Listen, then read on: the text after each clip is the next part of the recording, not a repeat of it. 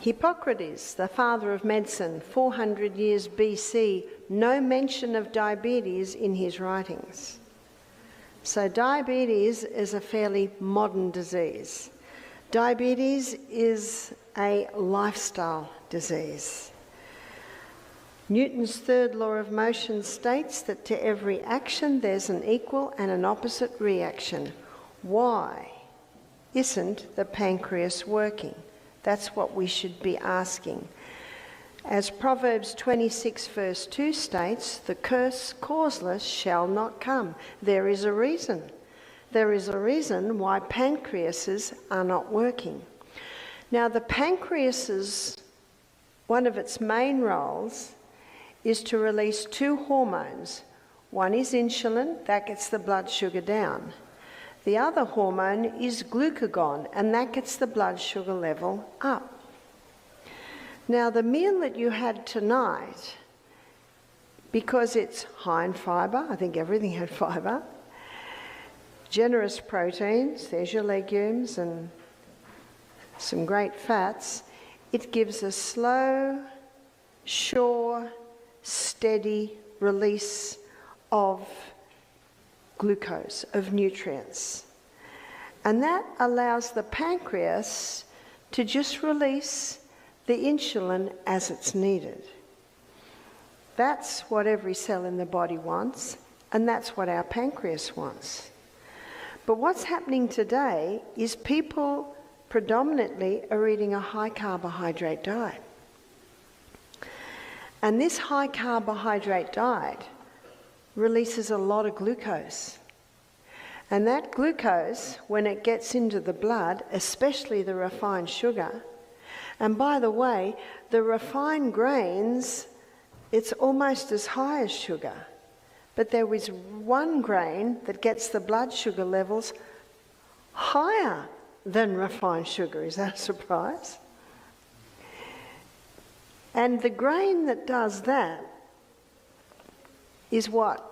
Bread and cereal and pasta and cakes, etc., and pizza are all made out of predominantly one grain.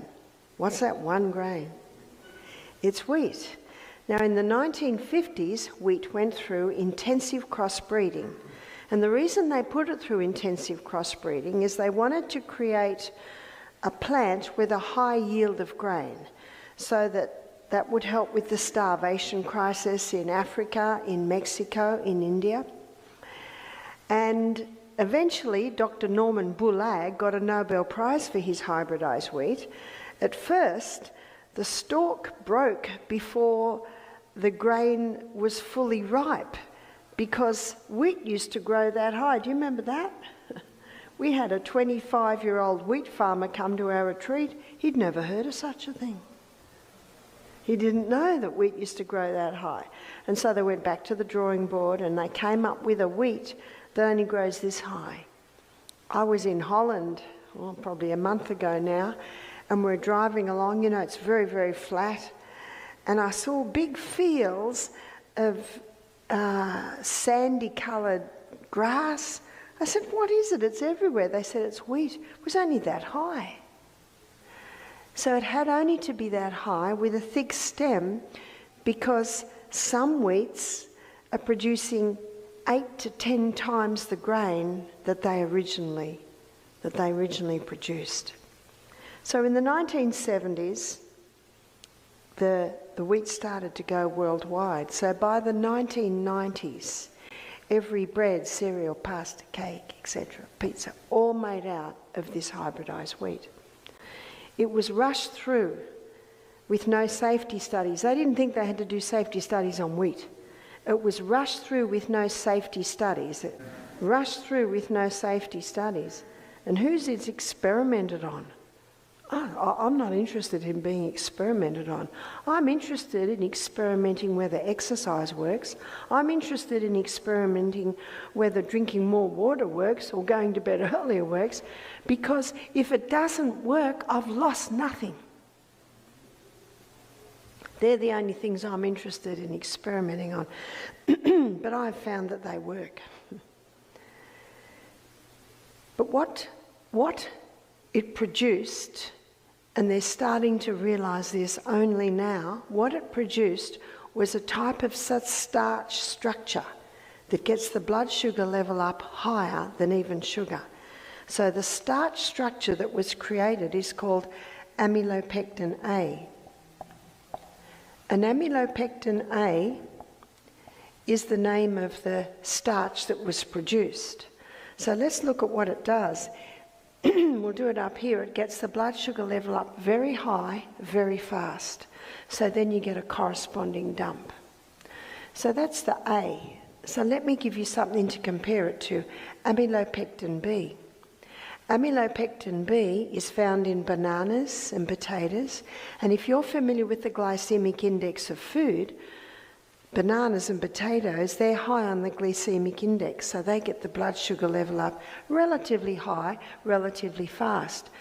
Not as high and not as fast, so it's more like that. So that's your B. Amylopectin C is found in all your beans. There's your lentils, chickpeas, lima beans, cannellini beans, kidney beans. So what does the C do? The C gives a lovely steady rise, maintenance, lovely steady drop. That's what every cell in the body wants. So let's have a look at it on the glycemic index. Now the glycemic index is a very important index for diabetics because the glycemic index is an index or a reading on how quickly the glucose in that food is released into the blood. So your baseline is 55. So all your berries sit at about 26. Grapefruit, it sits at 25. So for the diabetic, these are good fruits because they're low GI. They're a lovely, slower delivery of fuel. Whereas bananas, they sit up here somewhere. So where does sugar sit? Sugar sits at 59. Where does white bread, white pasta, white cereal, it sits at 69 because of the amylopectin starch in it. What about whole wheat? Whole wheat bread, whole wheat cereal, it sits at 72. How could that be? Well, because the whole wheat isn't refined, it's got more amylopectin A in it. And it's the amylopectin A that gets the blood sugar level up.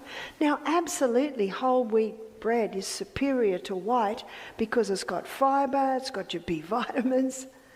But in regard to the diabetic, who's watching their blood glucose levels, they need to eliminate wheat, totally.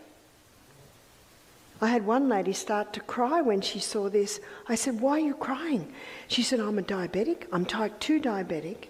She said, "I was diagnosed 2 years ago. I do everything they tell me. I eat wholemeal bread, wholemeal pasta, wholemeal cereal."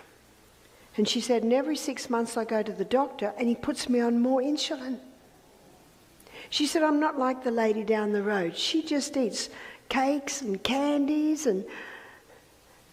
but I don't do that." She said, "I'm crying because I've been so frustrated, but I have not known what to do." So why aren't the nutritionists told this? How much wheat does America grow? Acres of it. How much wheat does Australia grow? A lot. So it's big industry. So it's not an easy thing to change. And the farmers love the hybridised wheat. They've got to pay their bills. 10 times more grain per acre, that's 10 times more dollars per acre. So you see the problem.